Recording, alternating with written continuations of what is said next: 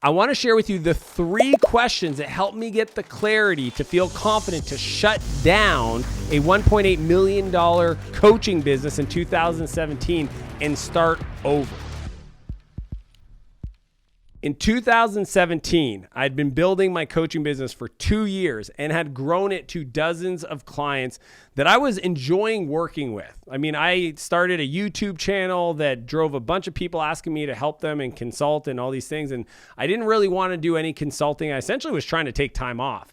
You know, I'd sold my company Clarity, I'd moved down to San Diego, and I just started the YouTube channel as a way to give back and honestly to document some of my beliefs and ideas for my kids.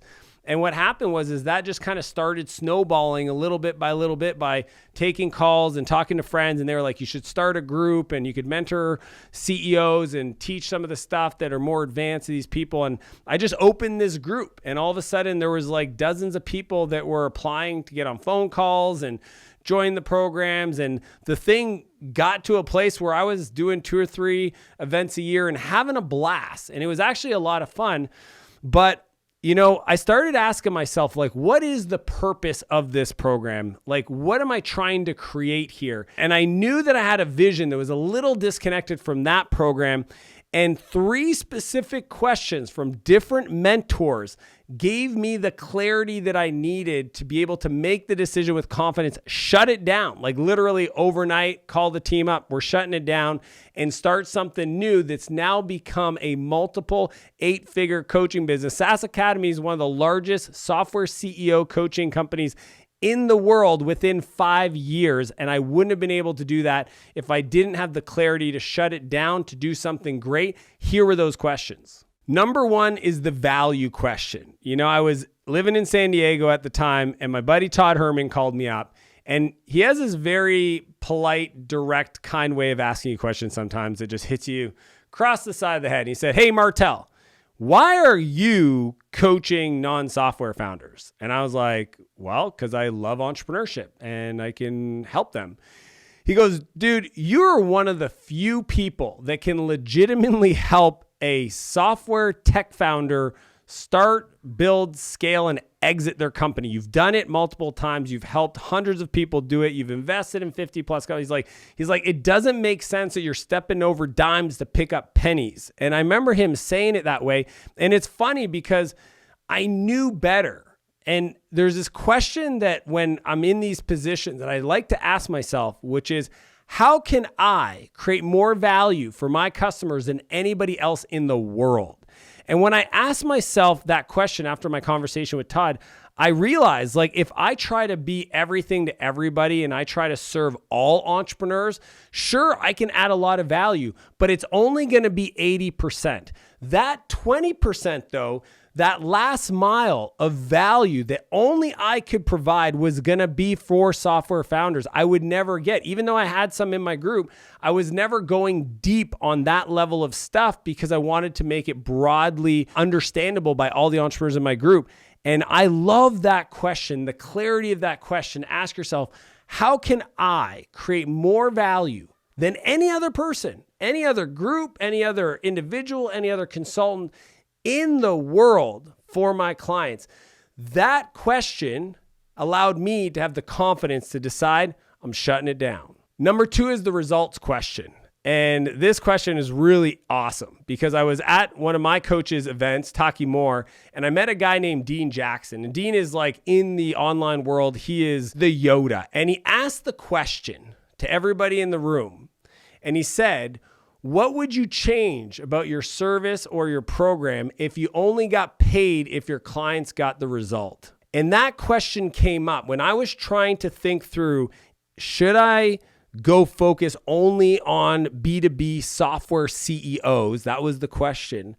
I started asking myself, well, if I only got paid if my clients got the results that I promised, then I wouldn't be able to serve non-B2B SaaS founders. I couldn't serve all entrepreneurs because I wouldn't be able to direct and focus and literally create all the tools and the strategies and the growth playbooks that today exist in the program. So that question of What if you only got paid if your clients got the results? How would you change your program? How would you change your service to deliver that value? That is a sharp question that should cut through the noise to help you understand how to prioritize and productize your services to create the most value for your customer. Number 3, I call it the seasoned buyer question.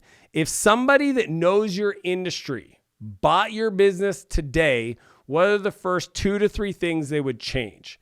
That question gets rid of all the emotional noise in your life around why you do what you do, who you've been working with. I mean, so many of you guys have been working with folks because it's easy. Maybe they're family members. You have decisions about how your product works because you've made commitments 2 years ago to this customer, so you got to keep doing this thing, and all these other decisions that are emotionally charged. But when you step back and you ask yourself the seasoned buyer question, somebody's going to buy your business.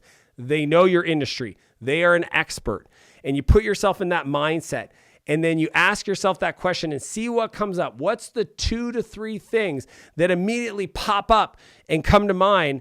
And then the question, because I ask this to my clients all the time, is now why haven't you made that decision?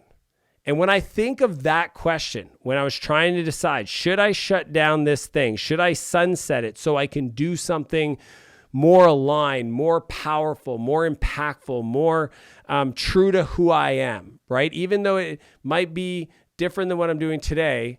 And it was obviously like significant revenue, and I had a team there and some structure would have to change. But I knew that when I asked myself this question, because I teach people this, the riches are in the niches, that I wasn't listening to my own advice, that I wasn't eating my own dog food. So ask yourself that question. What comes up for you, and why haven't you made that decision? Those 3 questions have now become part of my life. Whenever I'm trying to make decisions for my business strategically, or it's unclear what I should do next, I always ask myself these 3 questions. Number 1, how do I create more value for my customers than anybody else in the world? Number 2, if I only got paid if my clients got results that I promised, what would I change about my service? And third, somebody bought my business tomorrow that knew my industry, what are the first 2 or 3 things they would change, and why haven't I made those decisions?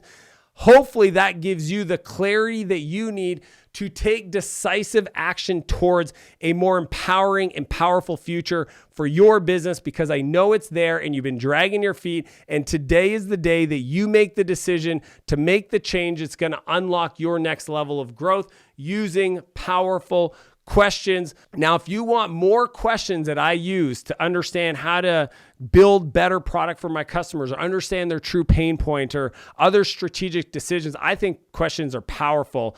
Click the link below to download my top customer development questions that you can use for several different scenarios to help you cut through the noise and get to the signal. Just click the link, download that. I hope this video finds you well, and I'll see you next week.